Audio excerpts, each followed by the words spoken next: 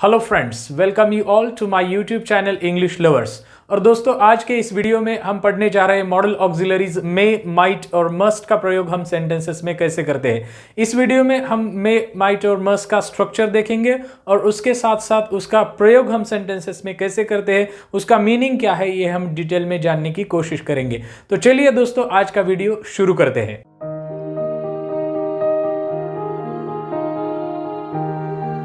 दोस्तों, सबसे पहले हम देखते हैं कि इसका स्ट्रक्चर कैसा होता है सेंटेंसेस में। तो यहाँ आप देख सकते हो, यहाँ मे, माइट और मस्ट का हम स्ट्रक्चर समझते हैं कि वो सेंटेंसेस में कैसा आता है। तो मे, माइट और मस्ट ये इन्फिनिटिव के साथ ही आता है, क्योंकि ये मॉडल ऑक्सिलरी है। जैसे कि हम जानते हैं कि मॉडल ऑक्सिलरीज के कोई फॉर्म्स नहीं होते। जैसे कि मेन वर्ब्स के फॉर्म होते हैं, उसका बेस फॉर्म होता है, पास्ट फॉर्म होता है, या उसका past participle, present participle, ING form भी होता है। वैसे मॉडल ऑक्सिलरी का कोई फॉर्म नहीं होता। इसलिए मॉडल ऑक्सिलरीज कभी भी सेंटेंसेस में हेल्पिंग वर्ब्स बोल के ही आते हैं। उसका जो फंक्शन होता है वो मेन वर्ब को हेल्प करना होता है।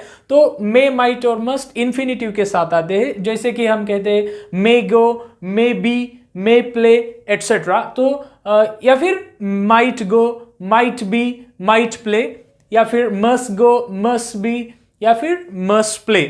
सो इसका जो प्रयोग रहता है वो मे, माइट, मस्ट और उसके साथ इन्फिनिटिव। इन्फिनिटिव यानी base form of the verb. यहां आप देखोगे गो, यहां बी और प्ले, ये जो है ये base form of the verb होते हैं, या इसको हम present form of the verb भी कहते हैं। तो मे, माइट और मस्ट के साथ ये आते हैं।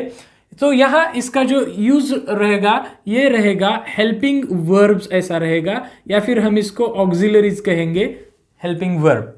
ओके, अगर पॉजिटिव सेंटेंसेस की बात करें तो सभी जो प्रोनाउंस है, जैसे कि I, we, you, he, she, it, they, इन सभी प्रोनाउंस के साथ इनका जो प्रयोग रहता है वो सिमिलर रहता है। फॉर्म जो रहता है सिमिलर रहता है, मे, माइट और मस्ट, और फिर base form of the verb, जैसा कि हमने यहां देखा।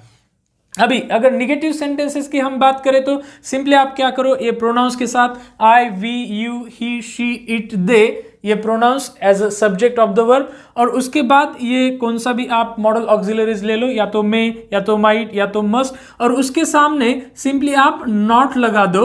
ओके, उसके सामने आप सिंपली नॉट लगा दो, तो ये हुआ निगेटिव सेंटेंस, और ये base form of the verb जैसे कि वैसा रहेगा।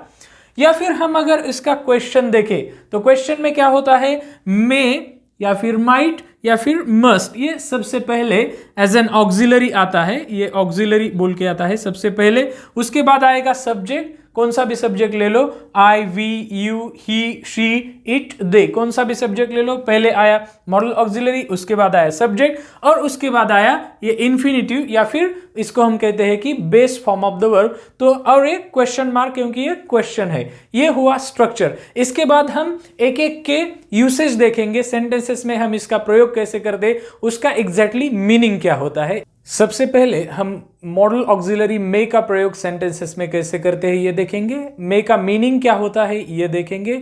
बेसिकली मॉडल ऑक्सिलरीज मे और माइट का प्रयोग हम पॉसिबिलिटी यानी संभावना दर्शाने के लिए करते हैं।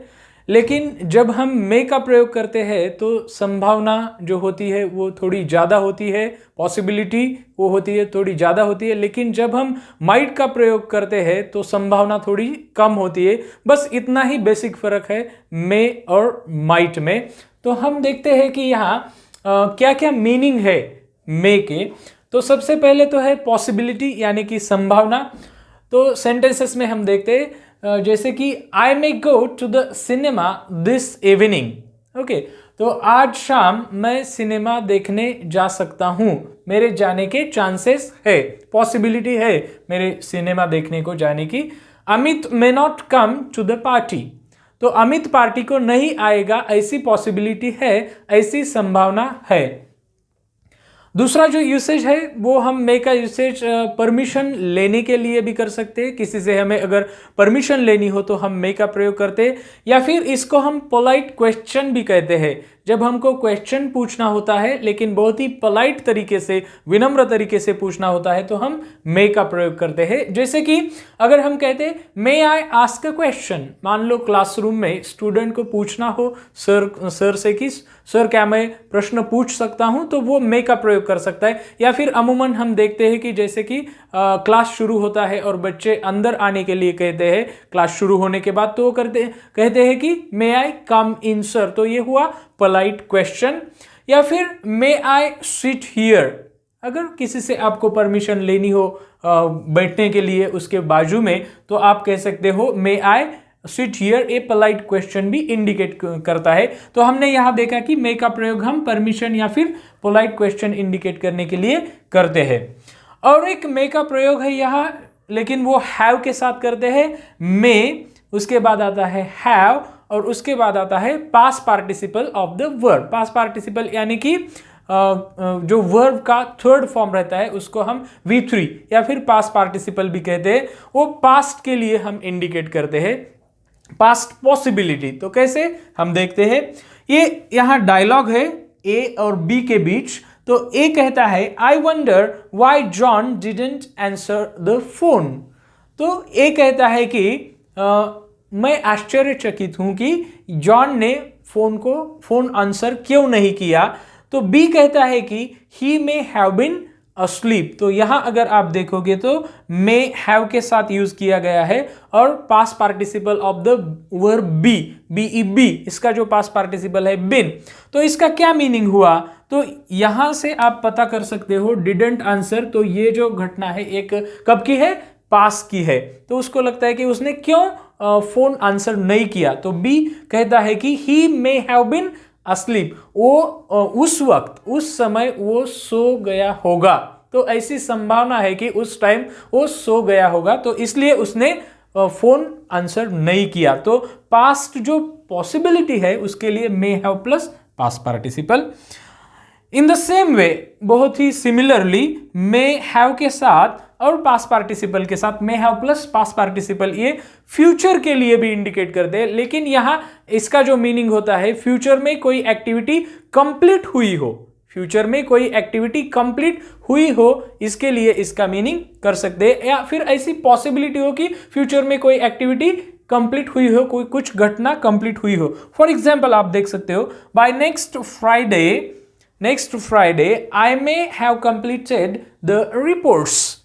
ओके, बाय नेक्स्ट फ्राइडे, तो जब अगला फ्राइडे आएगा तो उससे पहले मैंने ये जो रिपोर्ट्स है ये पूरे कर लिए होंगे, ये लिख लिए होंगे। तो ऐसी संभावना है वो रिपोर्ट्स पूरे करने की। या फिर हिज मैथ्स में have improved by the time the exam comes. अभी हिज एग्जाम, तो अभी सिचुएशन क्या है, हिज मैथ्स इम्प्रूव्ड नहीं है, उसके जो मैथमेटिक्स सब्जेक्ट है उसका अच्छा नहीं है। तो यहां ये कहता है his maths may have improved. तो फ्यूचर में ऐसी संभावना है कि जैसे ही उसकी एग्जाम नजदीक आएगी उसने अपना जो मैथमेटिक्स है वो इम्प्रूव किया होगा, ऐसी संभावना है, मे हैव इम्प्रूव्ड। ओके, तो यहां may have past participle, future में कुछ घटना कंप्लीट हुई हो, ऐसी संभावना हो, इसके लिए यूज करते हैं। एक कंपैरिजन है यहाँ, वो हम देखते हैं विल बी आईएनजी और मे बी आईएनजी के बीच में। तो क्या मीनिंग है विल बी आईएनजी का और जब हम कहते हैं मे बी आईएनजी का, ये हम देखते हैं। तो सेंटेंस समझते हैं तो आपको दिक्कत नहीं होगी समझने में। तो don't phone at 8:30, I will be watching the football on television.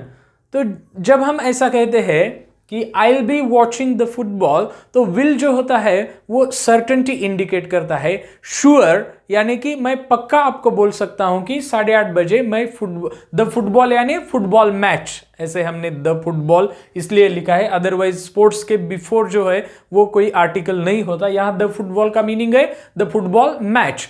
तो आप मुझे 8:30 बजे फोन मत करो क्योंकि मैं फुटबॉल मैच देख रहा हूँगा। तो 8:30 बजे, तो जब हम विल बी कहते हैं तो हम वहां कहते हैं कि या इट इज श्योर, पक्का है, सर्टन है कि वो जो घटना है वो होने वाली है, तो विल। लेकिन जब हम मे बी कहते हैं तो यहां सिर्फ पॉसिबिलिटी होती है, ये श्योर नहीं होता, पक्का नहीं होता, सर्टन नहीं होता कि ऐसा हो रहा होगा।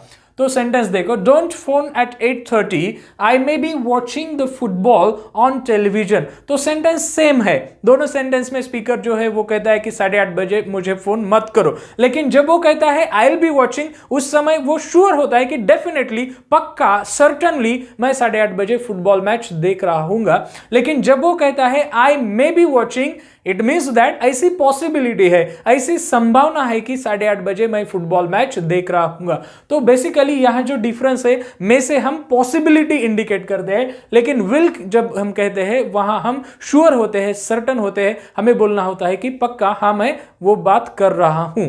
मे के बाद दूसरा जो मॉडल ऑक्सिलरी है वो है माइट। तो अब हम माइट का प्रयोग सेंटेंसेस में कैसे करते हैं, माइट का एग्जैक्टली मीनिंग क्या होता है ये देखेंगे। तो सबसे पहले हम देखेंगे कि माइट का जो यूसेज होता है, माइट का मीनिंग भी सेम है जैसे कि मे का है। One of the meanings that is possibilities, might also indicates possibility. Might भी एक संभावना दर्शाता है, संभावना, चांसेस दर्शाता है। फॉर एग्जाम्पल, अगर हम कहते हैं I might go to the cinema this evening, तो मैं मूवी देखने जा सकता हूं, ऐसी संभावना है, ऐसी पॉसिबिलिटी है, ऐसे मैं कहता हूं जब मैं माइट बोलता हूं। या फिर she might phone you this afternoon, तो आज दोपहर को वो तुम्हें फोन करेगी, उसकी तुम्हें फोन करने की संभावना है। तो मुझे अगर ऐसा कहना है तो मैं माइट का यूज करूंगा। अगर आप ये कंपैरेटिवली समझोगे तो आपको ये समझने में आसानी होगी। जैसे कि अगर कोई कहता है she may phone you this afternoon, तो उसके फोन करने के चांसेस थोड़े ज्यादा है। अगर कोई कहता है शी माइट फोन यू, तो जब मे कहते हैं उससे थोड़े चांसेस कम है। तो मे जो है वो थोड़ा ज्यादा पॉसिबिलिटी इंडिकेट करता है और माइट जो है थोड़ा कम पॉसिबिलिटी इंडिकेट करता है। बस इतना ही फर्क है जब हम पॉसिबिलिटी या मीनिंग दोनों का देखते हैं।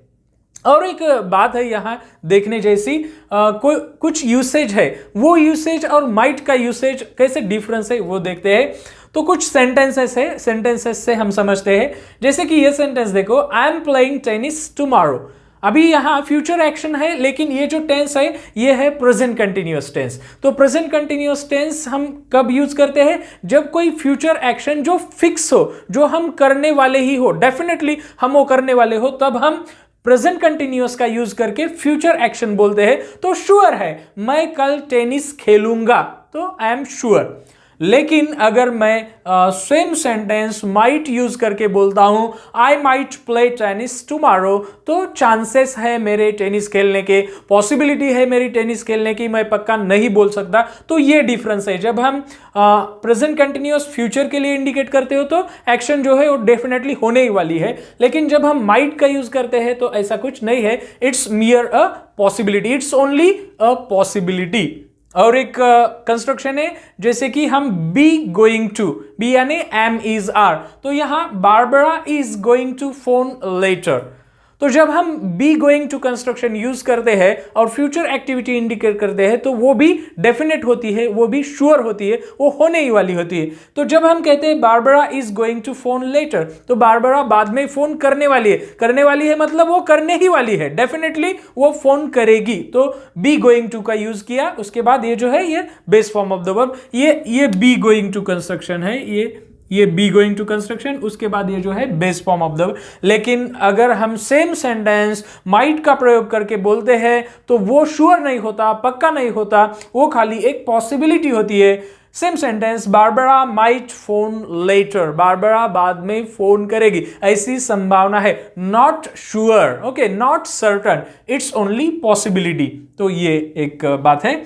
दूसरा जो यूसेज है माइट का, तो माइट हम जब हैव के साथ, might have plus past participle हम पास्ट के लिए यूज करते हैं, पास्ट एक्शन, पास्ट पॉसिबिलिटी जो है उसके लिए यूज करते हैं। ऐसा ही सेम हमने मे के साथ देखा था। तो ये डायलॉग है ए और बी के बीच में। तो ए कहता है कि I can't find my bag anywhere, okay, मुझे मेरी बैग नहीं मिल रही, मैं ढूंढ रहा हूं। तो बी कहता है you might have left it in the shop. अभी थोड़ा सा आप टाइम समझ लो, tense, okay, that is time समझ लो।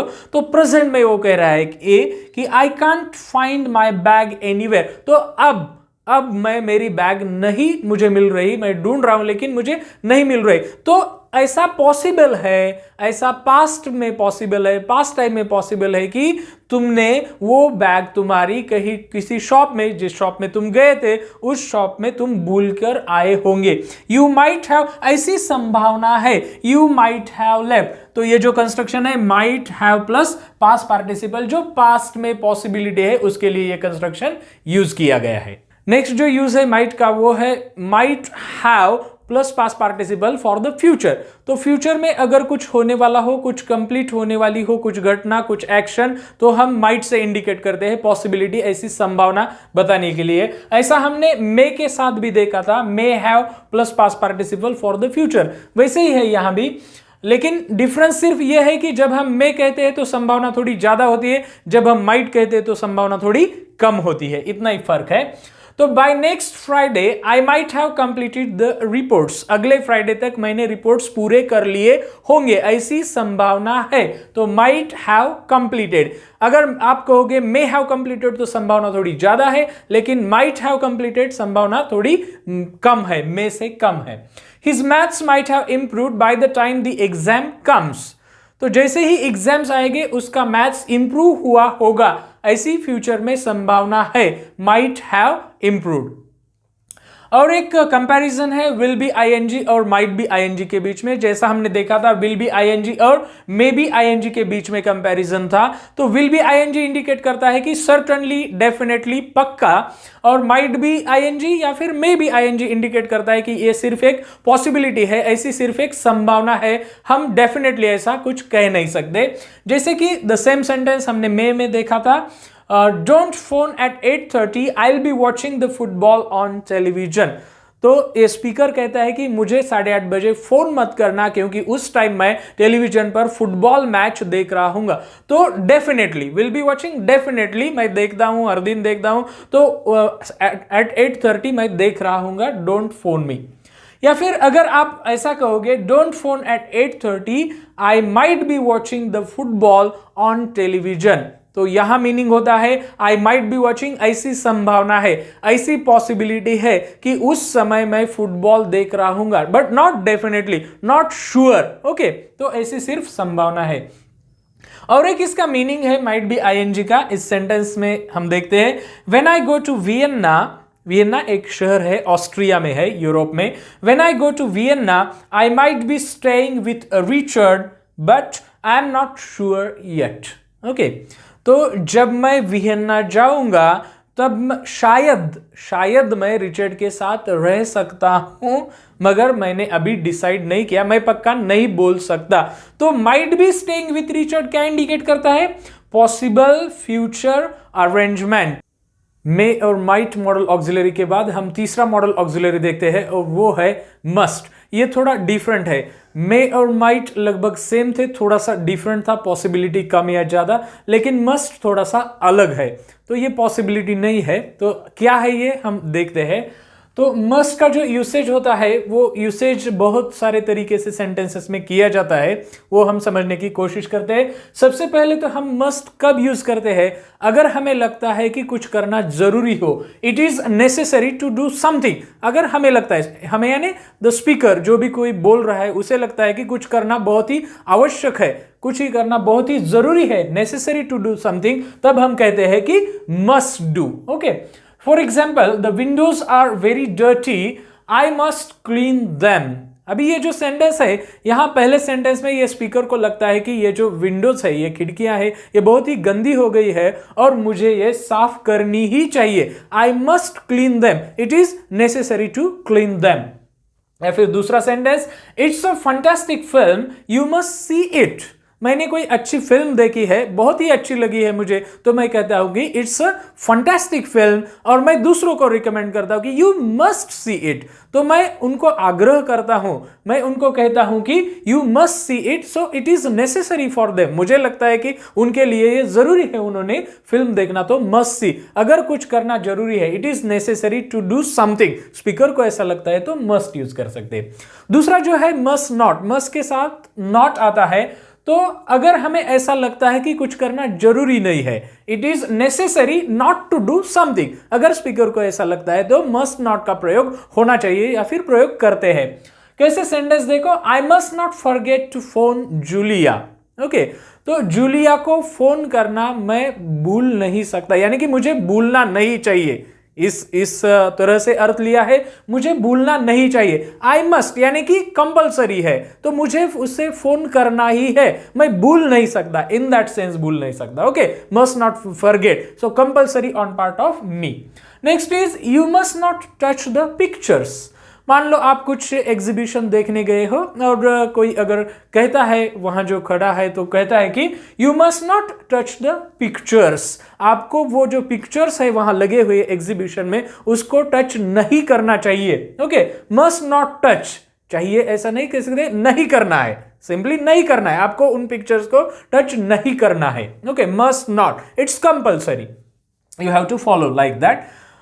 और एक बात है, नीड नॉट और मस्ट नॉट में क्या डिफरेंस है वो भी समझना चाहिए। हम समझते हैं एग्जाम्पल से। जब हम कहते हैं you need not go, you can stay here if you want, you need not go, तुम्हें जाने की जरूरत नहीं है, अगर तुम चाहो तो रुक सकते हो, अगर तुम चाहो तो जा सकते हो, यू नीड नॉट गो। मगर मैं कहता हूं कि जाने की जरूरत नहीं है, तो डिपेंड्स अपॉन दैट पर्सन, वो जो पर्सन है जिसको मैं बात कर रहा हूं उसका अगर मन कहेगा जाने का तो जाएगा, नहीं कहेगा तो नहीं जाएगा। लेकिन जो स्पीकर है वो कहता है कि जाने की जरूरत नहीं है, need not go, you can stay. मगर आप ये नीड नॉट चेंज कर लो, यहां मस्ट नॉट लगा लो तो मीनिंग पूरा बदलता है। जब हम कहते हैं यू मस्ट नॉट गो, तो मैं कहता हूं कि तुम नहीं जा सकते, यू मस्ट नॉट गो यानी तुम नहीं जा सकते, अगर तुम्हारी विल हो, इच्छा हो, फिर भी तुम नहीं जा सकते। You must not go, you must stay here, तुम्हें यहां रुकना ही पड़ेगा, अगर तुम्हारी इच्छा हो, नहीं हो, कुछ भी हो तो तुम्हें यहां। सो मस्ट जो है वो कंपल्शन इंडिकेट करता है।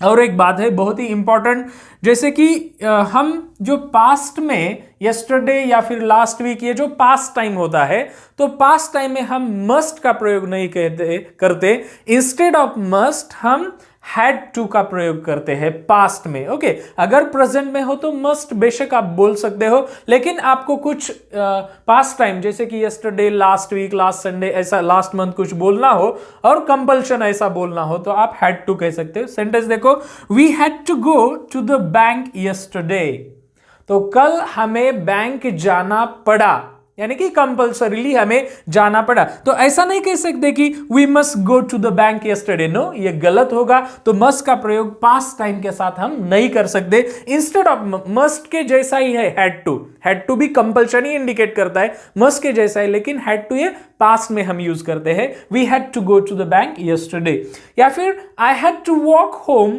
Last night, there were no buses.